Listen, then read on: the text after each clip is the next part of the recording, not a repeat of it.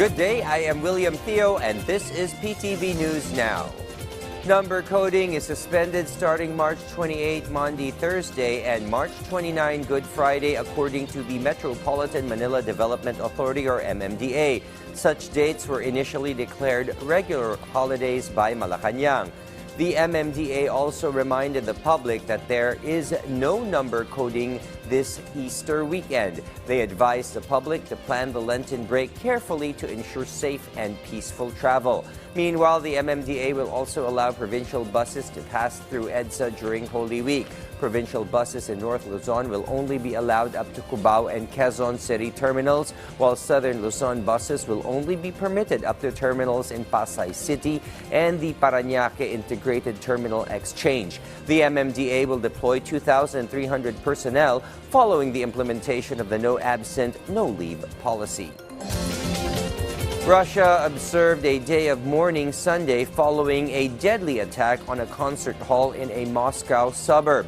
The Islamic State K faction, a regional branch of ISIS based primarily in Afghanistan, took credit for the assault that killed 137 people.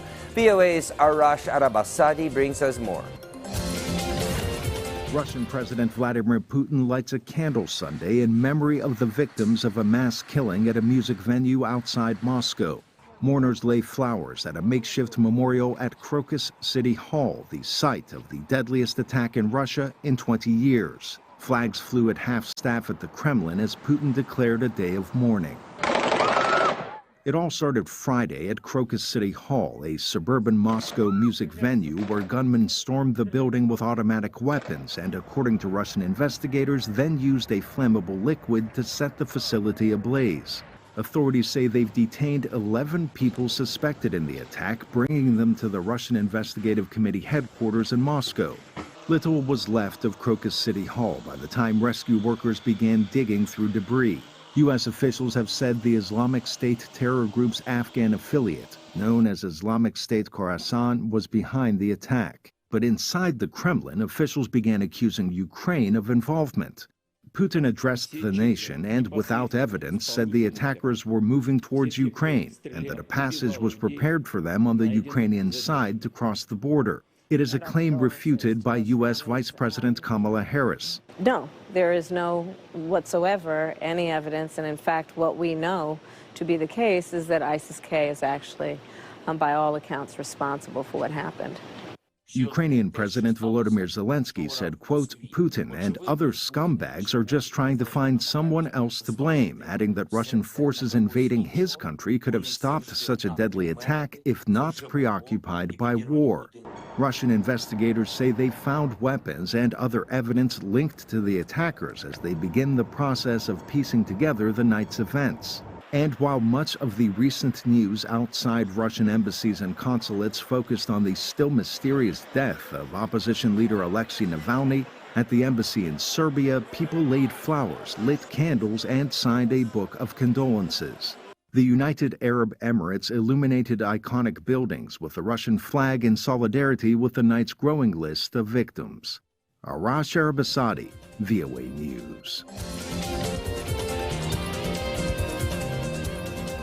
In other news, people have different views regarding the TikTok ban. While some enjoy the platform for its entertainment value, organizational content, and potential to generate income, others express concerns about its addictive nature. A report highlights the ongoing legislative debate surrounding TikTok's ties to its Chinese parent company ByteDance and the potential national security risks it poses on unsuspecting users.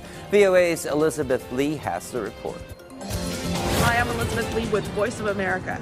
TikTok, the social media app, has become a household name for many users. What do they use TikTok for? There's a lot of funny videos or memes. I get a lot of cat content. I decided to delete it just because I was spending way too much time on it, doom scrolling. I'm a sucker for just people organizing stuff. The Senate is currently looking at a bill recently passed in the House that would force TikTok to separate from its Chinese parent company ByteDance or sell the U.S. version of its software. Some lawmakers say TikTok is a national security risk, What do users think? It's just social media, like it's fine.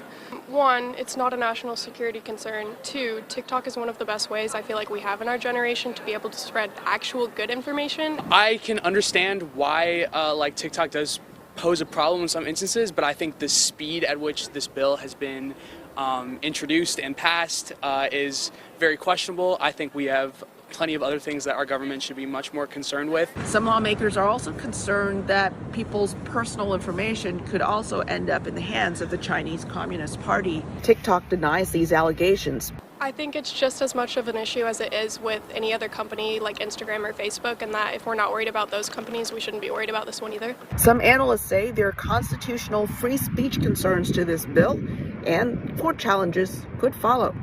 Reporting from Washington, Elizabeth Lee, VOA News. This is William Theo. Stay informed, get ahead, get the news right here.